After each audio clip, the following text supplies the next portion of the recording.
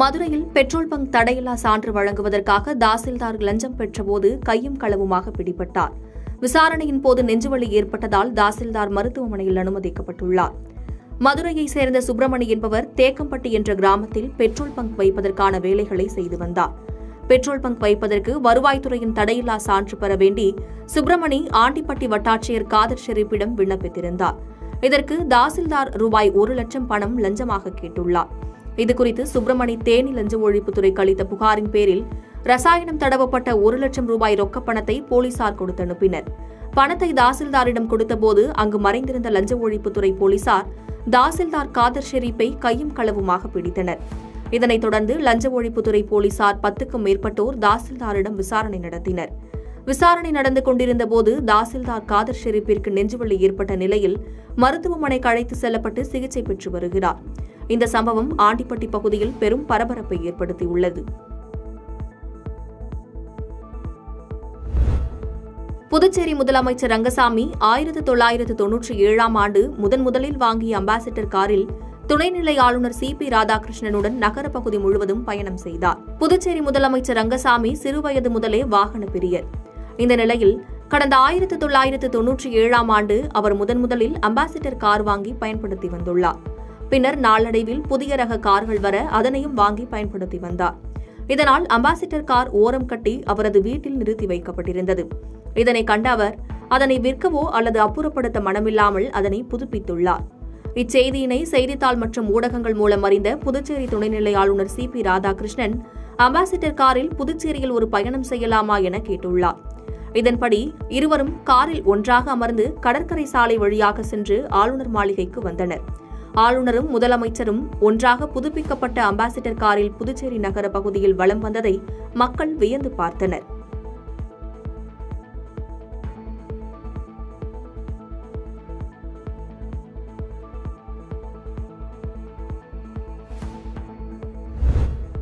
திருப்பூர் மாவட்டம் தாராபுரம் குண்டடம் அருகே நிலத்தகராறு தொடர்பாக ஏற்பட்ட கைகலப்பில் தாக்குதலுக்குள்ளான விவசாயி பரிதாபமாக உயிரிழந்தார்.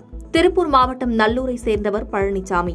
இவரின் பக்கத்து தோட்டத்தை சேர்ந்த சண்முகம் என்பவர் அவரின் தோட்டத்தில் இருந்த முற்புதர்களை அகற்றி முற்செடிகளை அருகிலுள்ள பழனிசாமியின் நிலத்தில் போட்டதாக கூறப்படுகிறது. இதனை பார்த்த பழனிசாமி ஏன் முற்செடிகளை தனது நிலத்தில் போடுகிறீர்கள் என கேட்டுள்ளார். இது தொடர்பாக 2 பேருக்கும் இடையே வாய் தகராறு ஏற்பட்டபோது அங்கு சண்முகத்தின் தாய் மற்றும் தந்தை வந்து தகராறில் ஈடுபட்டுள்ளனர். தகராறு கைகலப்பாக மாறவே இருதரப்புக்கும் இடையே தள்ளுமுள்ளு ஏற்பட்டு பழனிசாமியை சண்முகம் தரப்பு தடியை கொண்டு தாக்கியதாக கூறப்படுகிறது. இதில் பழனிசாமி கையில் ரத்தம் காயம் ஏற்பட்டு பதற்றத்துடன் நிலை தடுமாறி கீழே விழுந்துள்ளார். பின்னர் அவரது மனைவி பழனிசாமியை அழைத்து சென்று வீட்டில் படுக்க வைத்துள்ளார். ஆனால் சிறிது நேரத்தில் பழனிசாமி பரிதாபமாக உயிரிழந்துள்ளார். இதுபற்றி பழனிசாமியின் மனைவி யசோதா குண்டடம் போலீசில் புகார் செய்தார். புகாரின் பேரில் போலீசார் வழக்கு பதிவு செய்து தலைமறைவான சண்முகம், அவரது தந்தை குப்புசாமி, தாயார் வள்ளியம்மாள் ஆகியோரை வலைவீசி தேடி வருகின்றனர். கரூர் மாவட்டத்தில் காவிரி ஆற்றில் இருந்து மணல் திருடி வந்த லாரியை பிடிக்க சென்ற வட்டாட்சியரை கண்டு லாரி ஓட்டுநர் சாவியுடன் தப்பிச் சென்ற நிலையில் லாரி காவல் நிலையத்தில் ஒப்படைக்கப்பட்டது. கரூர் மாவட்டம் கிருஷ்ணாபுரம் வட்டம் கட்டளை பகுதியில் தொடர்ந்து காவிரி ஆற்றில் இருந்து மணல் திருடப்பட்டு வருவதாக கிடைத்த தகவலின் பேரில் கிருஷ்ணராயபுரம் வருவாய் வட்டாட்சியர் லாரிகளை நேரடியாக சென்று பிடித்தார். லாரியில் இருந்த ஓட்டுநர் லாரி சாவியுடன் தப்பி சென்ற நிலையில் லாரி மெக்கானிக்கை அழைத்து லாரியை காவல் நிலையத்தில் ஒப்படைத்தனர். பொதுப்பணித்துறையும் காவல்துறையும் பொதுமக்களும் இணைந்து செயல்படும் பட்சத்தில் மணல் திருட்டை தடுக்க முடியும் எனவும் மணல் திருட்டில் ஈடுபடும் லாரிகள் மீது அபராத தொகை விதிக்க வேண்டும் எனவும் பிடிபடும் நபர்கள் மீது குண்டர் தடுப்புச் சட்டத்தில் வழக்கு பதிவு செய்து நடவடிக்கை எடுக்க வேண்டும் எனவும் பொதுமக்கள் மற்றும் பல்வேறு இயக்கங்கள் கோரிக்கை வைத்துள்ளனர். சென்னை அடுத்த நாகல்கேணி பகுதியில் அட்டை கம்பெனியில் திடீரென ஏற்பட்ட விபத்தில் பல லட்சம் மதிப்புள்ள பொருட்கள் எரிந்து நாசமாகின. சென்னை அடுத்த பம்மல் நாகல்கேணி அப்துல் கலாம் தெருவில் கார்த்திக் என்பவர் அட்டை தயாரிக்கும் கம்பெனி நடத்தி வருகிறார்.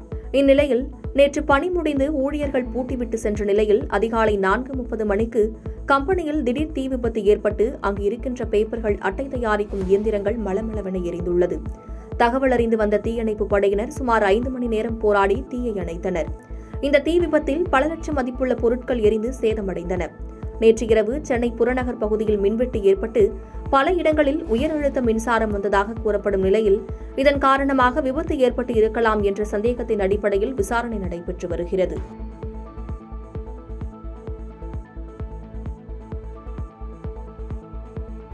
பாதகம் செய்பவரை கண்டால் நாம் பயங்கொள்ளலாகாது பாப்பா, மோதி மிதித்து விடு பாப்பா, அவர் முகத்தில் உமிழ்ந்து விடு பாப்பா. அண்மை செய்திகளை உடனுக்குடன் தெரிந்து கொள்ள இணைந்திருங்கள் இயம்நாடு தொலைக்காட்சியுடன்.